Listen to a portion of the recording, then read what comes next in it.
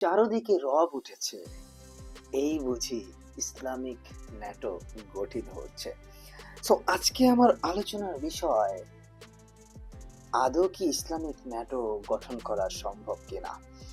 প্রতিটা জায়গায় কথা উঠছে যে মুসলিম বিশ্বের ঐক্যের জন্য একটি ব্যবস্থা দরকার।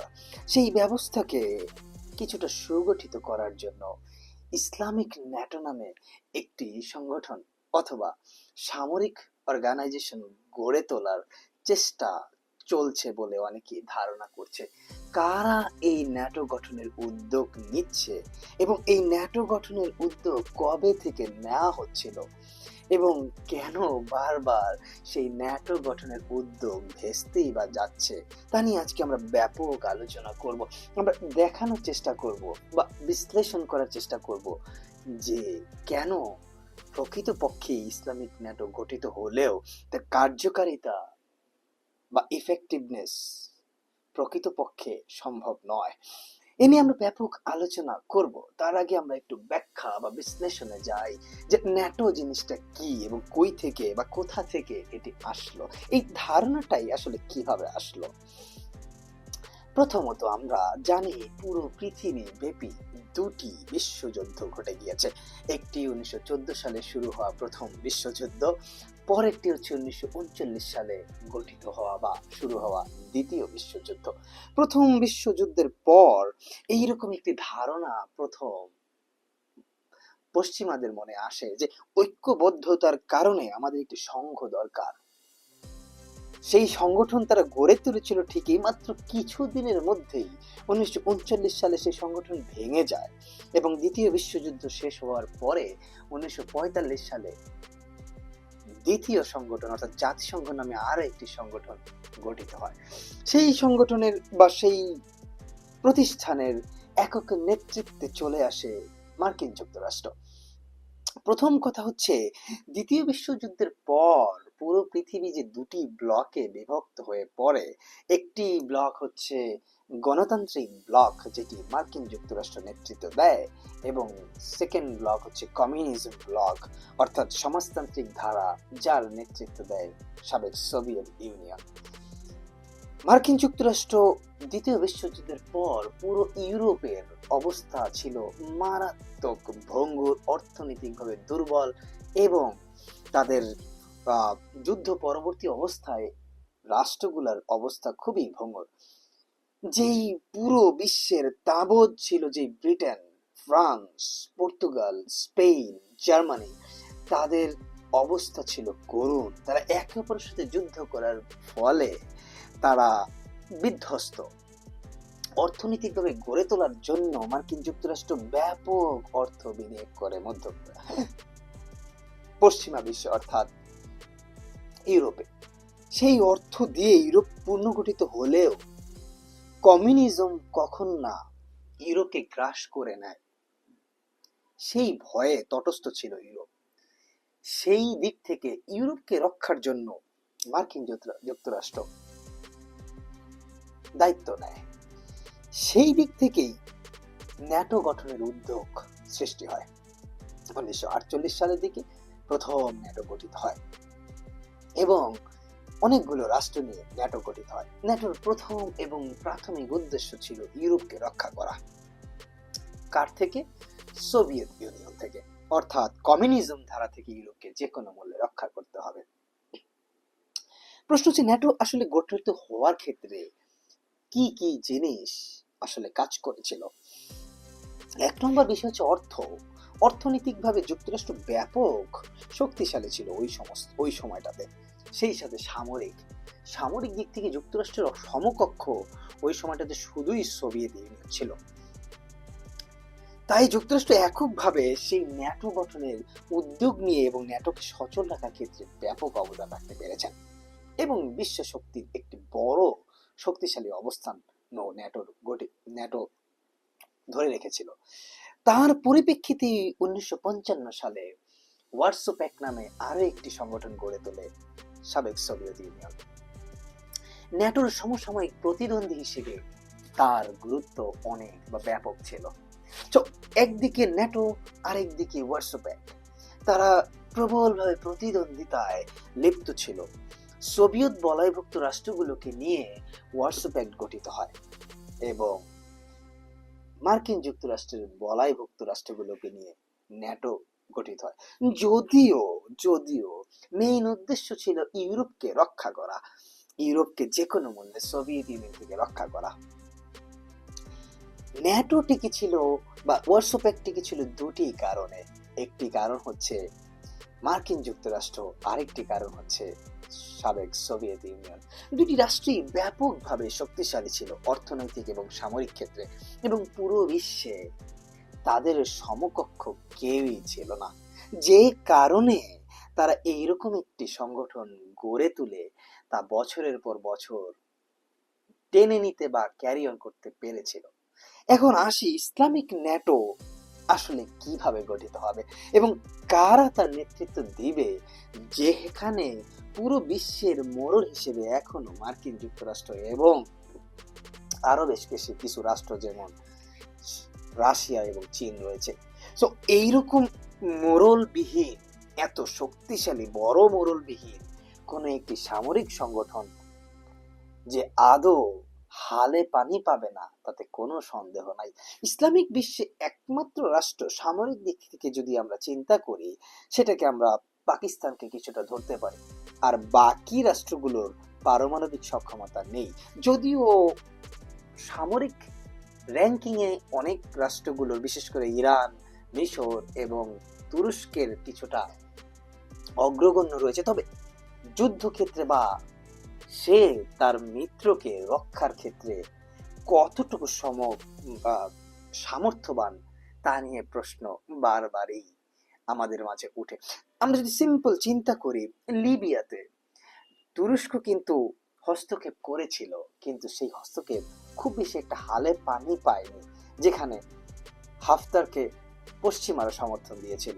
সো আমরা যদি ইসলামিক ন্যাটোর কথা চিন্তাই করে থাকি বা এর বিশ্লেষণে আমরা যেই থাকি, যতক্ষণ না পর্যন্ত চীন, রাশিয়া বা আমেরিকার সমকক্ষ শক্তিশালী কোনো রাষ্ট্র ইসলামিক বিশ্বের মধ্যে না তৈরি হচ্ছে, ততক্ষণ পর্যন্ত ইসলামিক ন্যাটো আসলে হালে পানি পাবে না। এটি হয়তোবা গঠন করা সম্ভব হবে, হয়তোবা স্থানীয়ভাবে, অর্থাৎ মধ্যপ্রাচ্যের সক্ষমতা বা মধ্যপ্রাচ্যের স্থানীয় সক্ষমতা তৈরি করতে বা আঞ্চলিক এক ধরনের শক্তিশালী অবস্থান তৈরি করতে হয়তো বা কিছুটা সাহায্য করবে। তবে বৈশ্বিকভাবে যেখানে চীন, রাশিয়া এবং যুক্তরাষ্ট্র রয়েছে, সেখানে সবসময়ের জন্যই তাদের উপর ভরসা করতে হবে।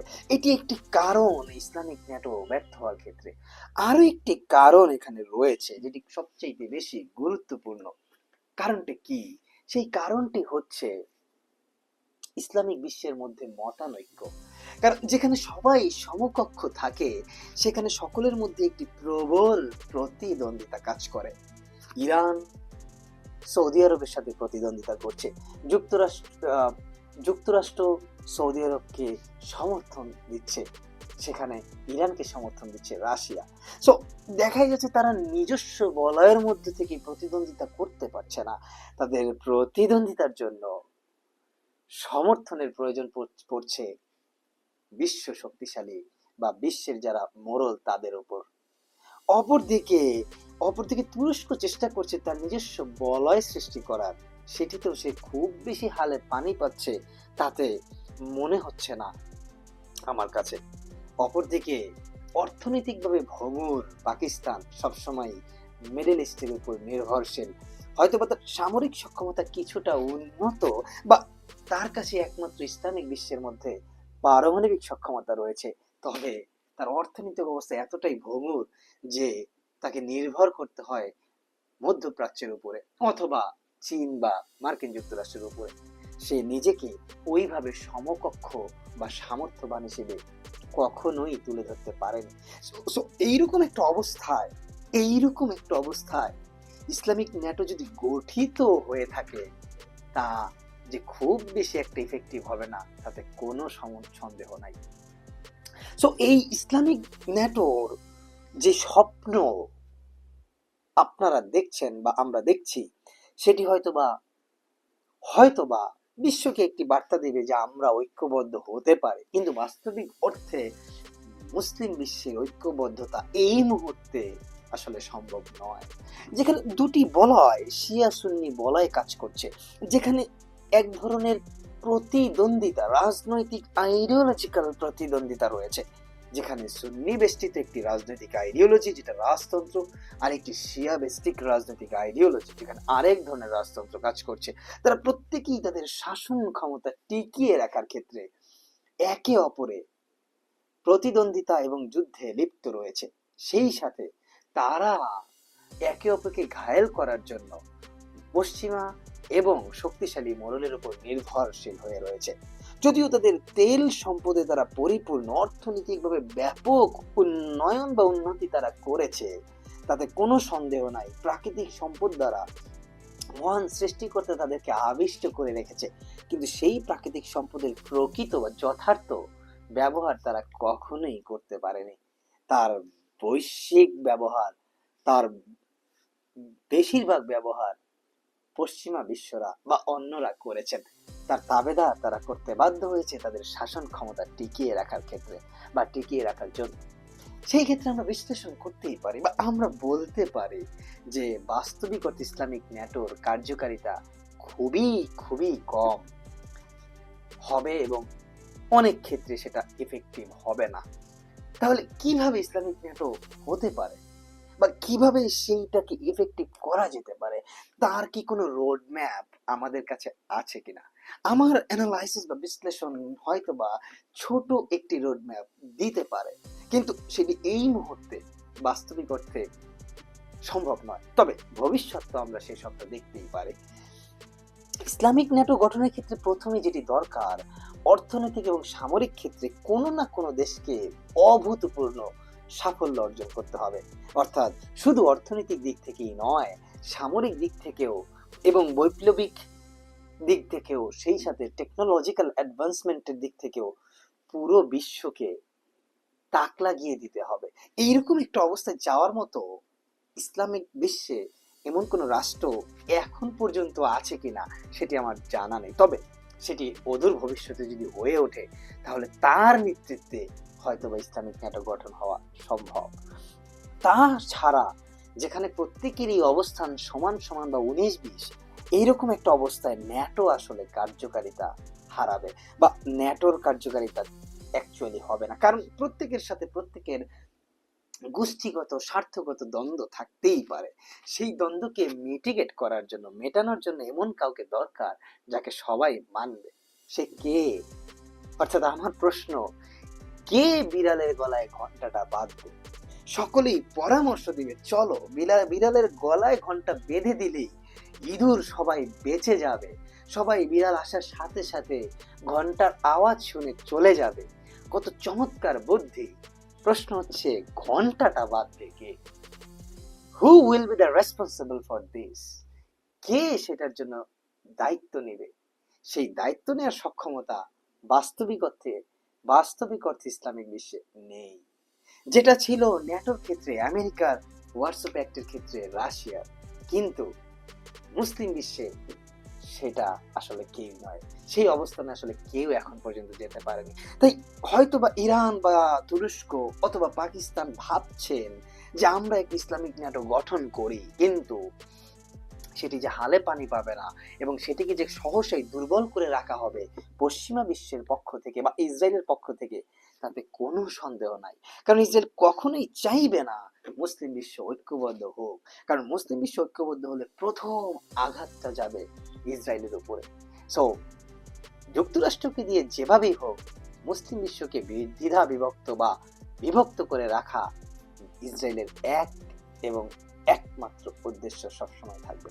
তাই আপাতত আমার মতামত, ইসলামিক ন্যাটো নিয়ে হয়তো বা চিন্তা ভাবনা চলবে, কথাবার্তা এগোবে, কিন্তু শেষ পর্যন্ত এই মুহূর্তে ন্যাটো খুব বেশি কার্যকারিতা রাখতে পারবে না। অদূর ভবিষ্যতে সেটা রাখবে কিনা তা আমরা দেখতে পাবো। কে হবে সেই বিড়ালের গলায় ঘন্টা বাঁধার মতো শক্তিশালী অবস্থান গড়ে তুলতে পারবে বা বাঁধার মতো অবস্থান কার হবে, সেটি হচ্ছে আজকের প্রশ্ন।